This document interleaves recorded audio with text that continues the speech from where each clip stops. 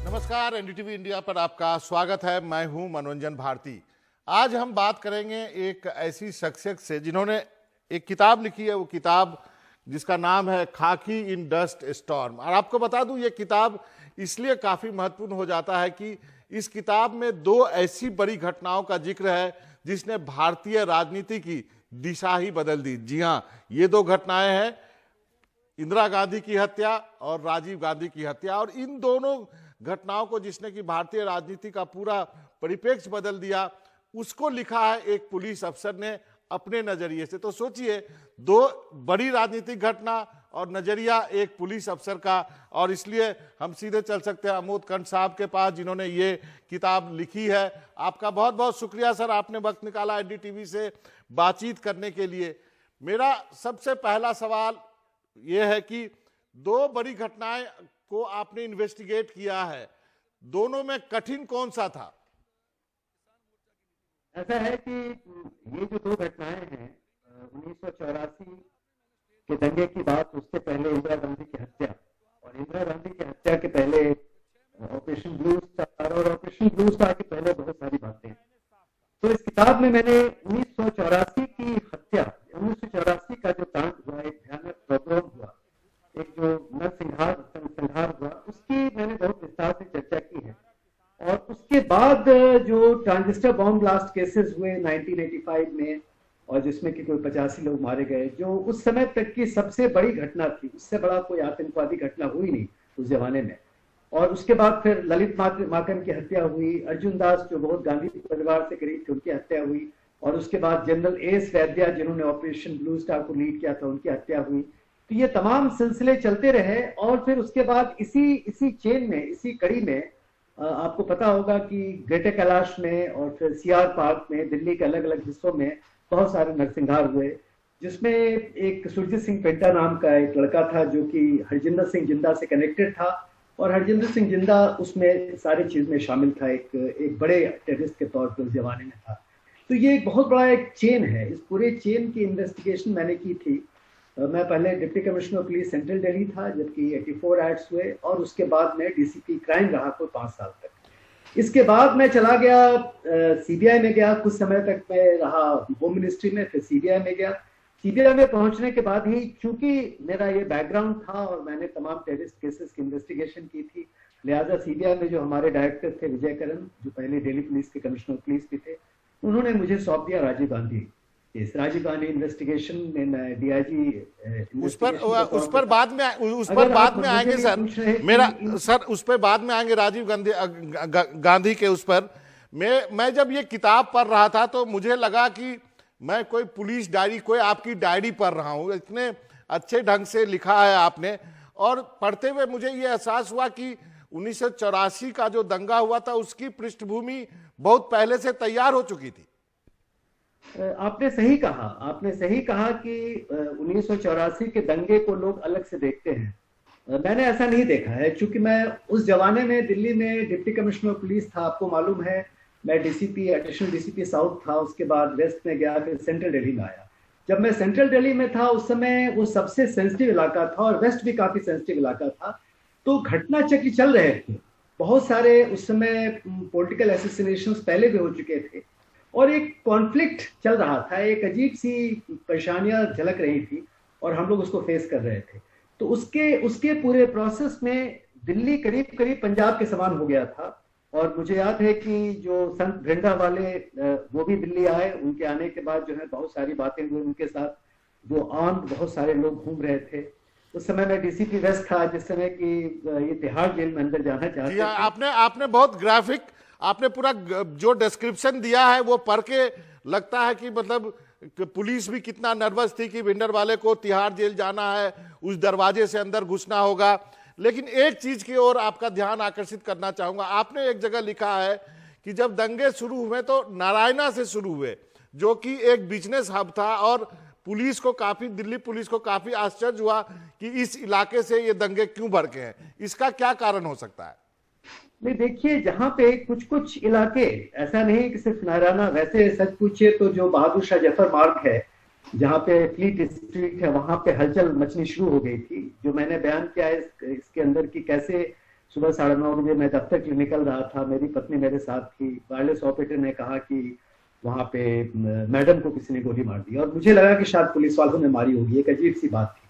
उसके बाद धीरे धीरे तमाम लोगों को इकट्ठा किया गया, और जो एक शुरुआती तौर पे, चूंकि इस इलाके में कुछ मिक्स्ड पॉपुलेशन से ज्यादा लोग आपस में एक्टिविटीज में जुड़े हुए थे इस इलाके में, तो वहां पे फिर ये अचानक पता लगा कि ये काम, मतलब दंगे की शुरुआत सेंट्रल दिल्ली के इलाके में यहाँ हो चुकी है। अब दिल्ली में तो आपको मालूम है कि दिल्ली में, पूरे दिल्ली में हर जगह आग भड़की हुई थी, और 550, 1000, 2000, 5000 लोग इकट्ठे होते चले गए और अटैक होता गया। और बहुत आश्चर्य की बात है कि जो नेबरहुड में लोग रहते थे, यानी एक एफ्लुएंट क्लास के लोग रह रहे हैं जिनमें सिख बहुत सारे थे, और एक दूसरे बगल में थोड़े से मध्यम वर्ग के लोग रह रहे हैं, या स्लम रिसेटलमेंट के लोग रह रहे हैं, उनमें आपस में तकरार हुआ। तो ये जो अटैक हुआ ये पूरी दिल्ली में हुआ। मैं सेंट्रल दिल्ली की बात इसलिए कह रहा हूँ कि मैं डीसीपी सेंट्रल था, सेंसिटिव इलाका था, और जैसा आपको मालूम है कि रंगनाथ मिश्रा कमिश्नर वगैरह ने ये बताया और कहा कि अगर सेंट्रल दिल्ली में deputy commissioner of police Amod कंठ या और लोगों ने मिलकर राइट को रोका, तो और इलाकों में क्यों नहीं रुका।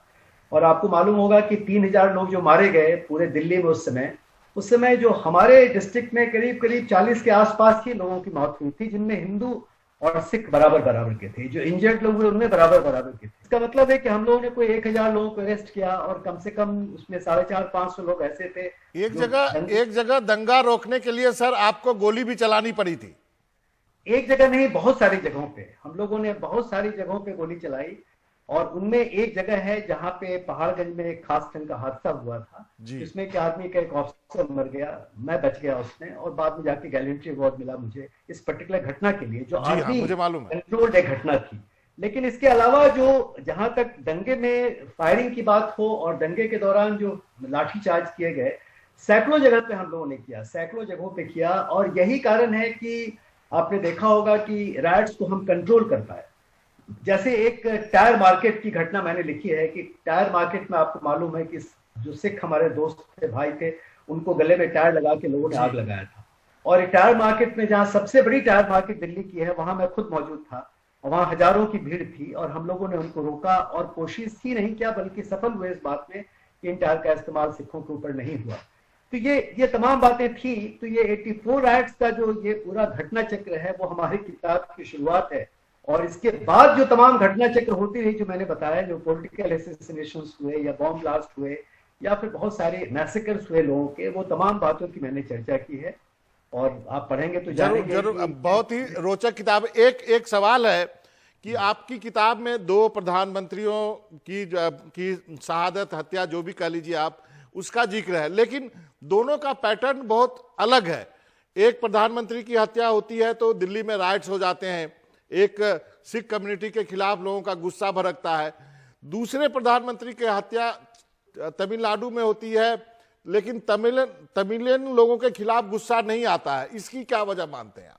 नहीं, एक तो देखिए कि उस समय, जिस समय की राजीव गांधी की हत्या हुई, और मैं वहां गया और 1 साल मैं रहा वहां पे, और तमाम इन्वेस्टिगेशंस को मैंने बहुत गहराई से देखा। सच पूछिए, जो आपने पहला सवाल किया था कि इन दोनों इन्वेस्टिगेशंस, राजीव गांधी हत्याकांड के से बड़ा इन्वेस्टिगेशन देश में कोई नहीं हुआ है, बहुत बड़ा इन्वेस्टिगेशन था।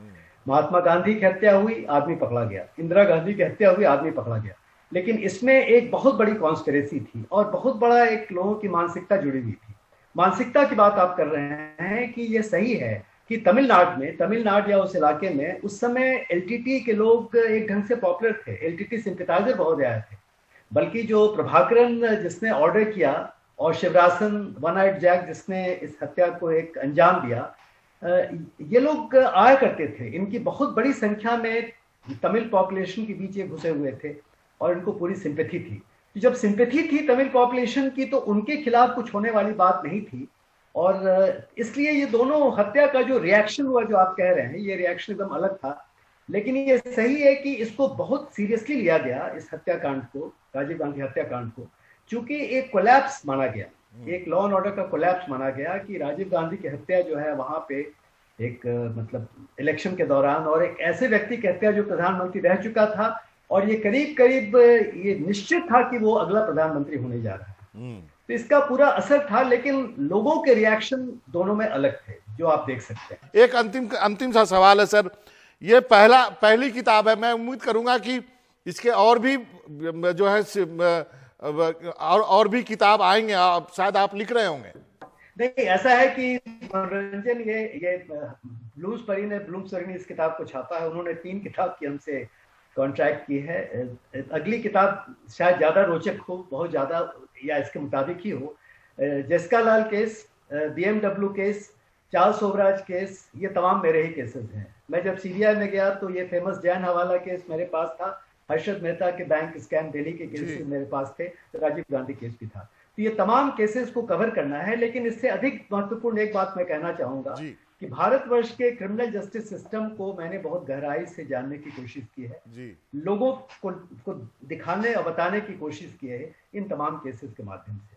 सही कहा सर। और मुझे इसलिए मजा आ रहा है कि शुरुआत में हर जो रिपोर्टर होता है वो क्राइम रिपोर्टर होता है, और इन सारे केसेस से मैं कहीं ना कहीं अपने आप को जुड़ा हुआ महसूस करता हूँ। आपका बहुत बहुत शुक्रिया मोदकन साहब, आपने वक्त निकाला। आपकी अगली किताब का हमारा इंतजार होगा और फिर उस वक्त एक बार फिर आपसे मुलाकात होगी, ऐसी उम्मीद करता हूँ।